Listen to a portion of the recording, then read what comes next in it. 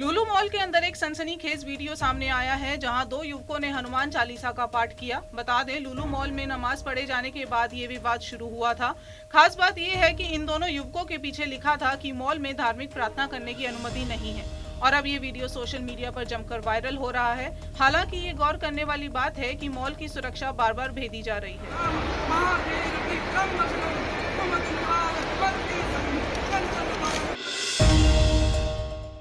PM Modi ने Bundelkhand expressway का उद्घाटन किया। इस दौरान सीएम योगी, उप मुख्यमंत्री ब्रजेश पाठक, उप मुख्यमंत्री केशव प्रसाद मौर्य, जल शक्ति मंत्री स्वतंत्र देव सिंह मौजूद रहे।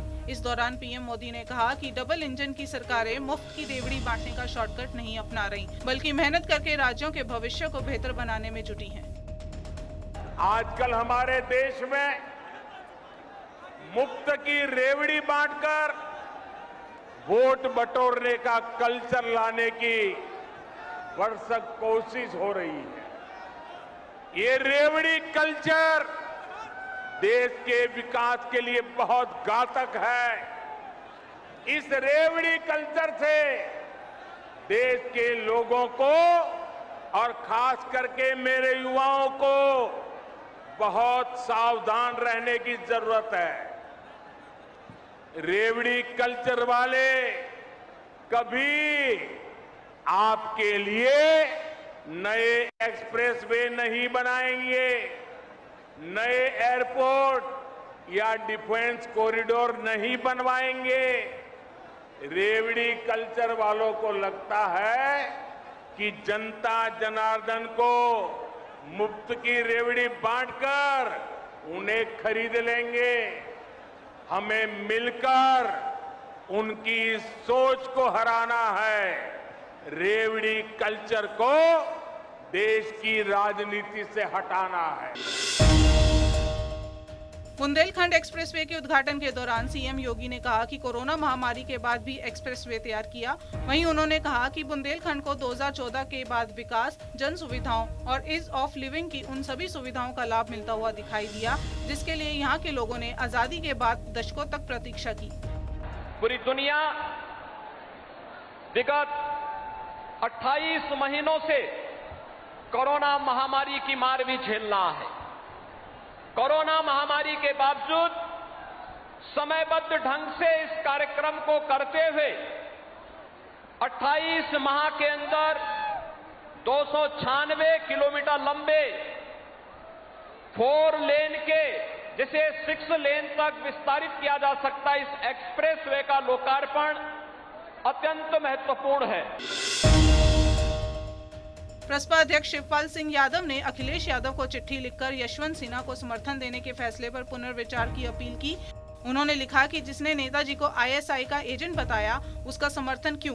सपा नेतृत्व के इस फैसले पर मेरी घोर असहमति है। नेताजी के अपमान की शर्त पर कोई फैसला मंजूर नहीं है। रामपुर में एमपी एमएलए कोर्ट में पेश हुए आजम खान और अब्दुल्ला आजम। 2 जन्म प्रमाण पत्र और डूंगरपुर मामले में पेश हुए आजम खान। लुलु मॉल में नमाज को लेकर चल रहे विवाद पर आजम खान ने कहा, हर इबादत गाह में पाबंदी नहीं लगी, इसमें कौन सी नई बात हो गई? हर इबादत गाह में पाबंदी नहीं लगी, क्या इसमें कौन सा नई बात होगी? नई बात बताओ। वो है जिसको एक्सपेक्ट किया जाना चाहिए। TV9 नेटवर्क का नया YouTube channel TV9 Chhattisgarh launch हुआ। छत्तीसगढ़ के सीएम भूपेश बघेल ने रायपुर में TV9 बैठक कार्यक्रम में इसे लॉन्च किया।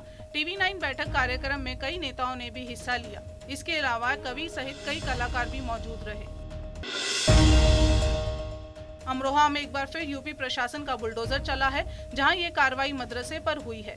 इस कार्रवाई के दौरान मौके पर भारी पुलिस बल की तैनाती की गई थी। इसी के साथ गांव वालों का ये भी कहना था कि पहले ही जानवरों को बांधने के लिए इस जगह को बनवाया गया था। उसके बाद यहां अवैध रूप से मदरसा चलाया जा रहा था। लखनऊ के लुलु मॉल को लेकर बवाल थमने का नाम नहीं ले रहा है, जहां करनी सेना और अन्य हिंदूवादी संगठनों ने कथित तौर पर हनुमान चालीसा का पाठ करने की कोशिश की थी। जहां वो मॉल के अंदर जाने पर जोर दे रहे थे तो पुलिस ने उन्हें रोक लिया, जिसके बाद वो सड़कों पर ही हनुमान चालीसा का पाठ करने लगे, जहां पुलिस ने कई लोगों को हिरासत में ले लिया। लेकिन करनी सेना के कार्यकर्ताओं का कहना है कि वो हनुमान चालीसा का पाठ करने के लिए आए थे और वैसा करके जरूर रहेंगे। सीएम पुष्कर सिंह धामी ने जागेश्वर धाम में श्रावणी मेले का उद्घाटन किया। इस दौरान उन्होंने पूजा पाठ भी की। इसके बाद उन्होंने जनता को संबोधित करते हुए कहा कि पिछले 5 सालों में उत्तराखंड में योजनाएं स्वीकृत हुई हैं, जिन पर काम चल रहा है। हर क्षेत्र में एक कोने को दूसरे कोने से जोड़ने का काम चल रहा है। आज मोदी जी के नेतृत्व में बहुत सारे काम हमारे प्रदेश के लिए हो रहे हैं। अगर मैं पिछले 5 सालों की बात करूं तो पिछले 5 सालों में मोदी जी की सरकार के 1.25 लाख करोड़ से भी ज्यादा की योजनाएं हमारे लिए स्वीकृत करी है। उत्तराखंड राज्य के लिए 1.25 लाख करोड़ की योजनाएं अभी तक स्वीकृत हो गई हैं, जिन पर काम चल रहा है।